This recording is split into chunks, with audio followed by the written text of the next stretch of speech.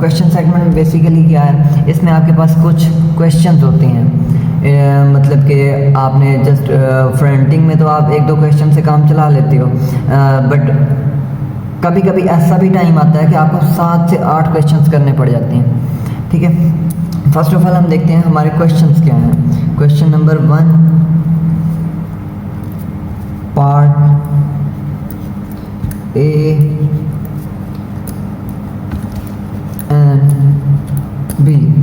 ठीक है, आपने जस्ट उससे पूछना होता है। हर बंदे को पता है कि Medicare part A and B क्या चीज़ है। ठीक है, तो इसके लिए आपको वरी होने की ज़रूरत नहीं है और ना ही टेक इट इजी गाइस। ठीक है, और इसके बाद मतलब कि कस्टमर इस पे आपको 3 तरह का आंसर दे सकता है।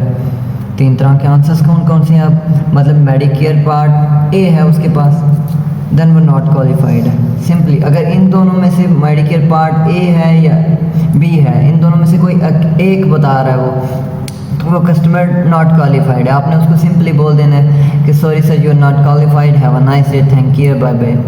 ठीक है, और इसके बाद अगर उसके पास दोनों हैं, part A and part B both उसके पास हैं, ठीक है, देन वो क्वालिफाइड है।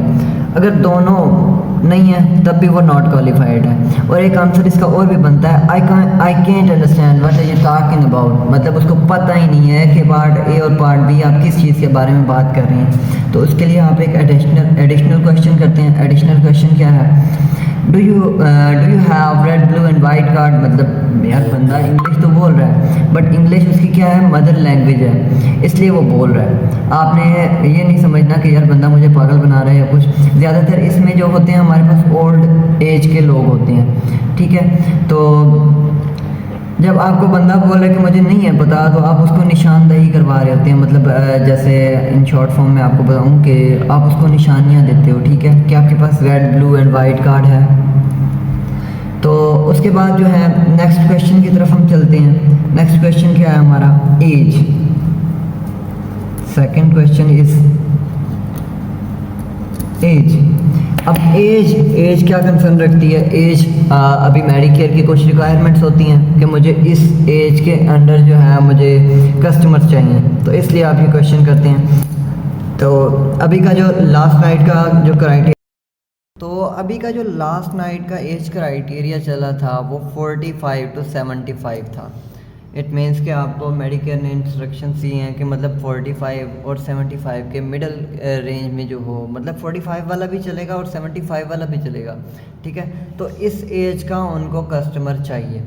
तो वैसे बेसिकली आपको पता होना चाहिए कि मेडिकेयर का जो age criteria, basic age criteria है वो 64 टू अबव है। इट मीन्स कि मतलब वो 64 से शुरू होता है, तो 75 तक भी हो सकता है, 80 तक भी हो सकता है और 80 से प्लस भी हो सकता है, 85 तक भी जा सकता है और 100 तक भी जाता है इनरोलमेंट के लास्ट डेज में। ठीक है, तो और जो 45 टू 64 तक के जो कस्टमर्स होते हैं उनसे आपने एक एडिशनल क्वेश्चन करना होता है। एडिशनल क्वेश्चन क्या है?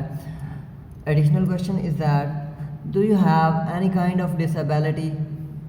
अभी आपने उससे पूछा है कि आपको कोई डिसेबिलिटी तो नहीं है, और डिसेबिलिटी इट मीन्स कि मतलब उसको कोई माजूरी वगैरह तो नहीं है। अगर माजूर है वो शख्स, ठीक है, अगर कस्टमर माजूर है देन आप उसको 45 से 64 वाले को भी आगे भेज सकते हैं। ठीक है, अगर उसमें डिसेबिलिटी नहीं है तो आप पे लाजिम है कि आप 64 टू 75 वाला ही कस्टमर आगे भेजें।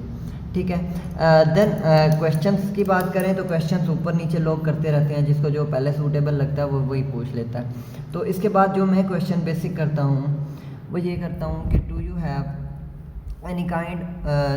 Any other insurance like Tricare, VA, Himalaya and American benefits.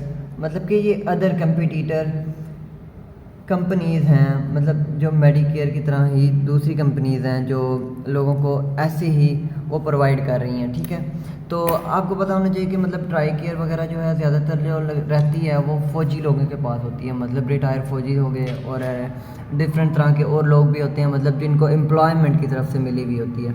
तो आप उनको असाइन नहीं कर सकते, मतलब आप उनको ये नहीं भेज सकते, आगे उनको ट्रांसफ़र नहीं कर सकते।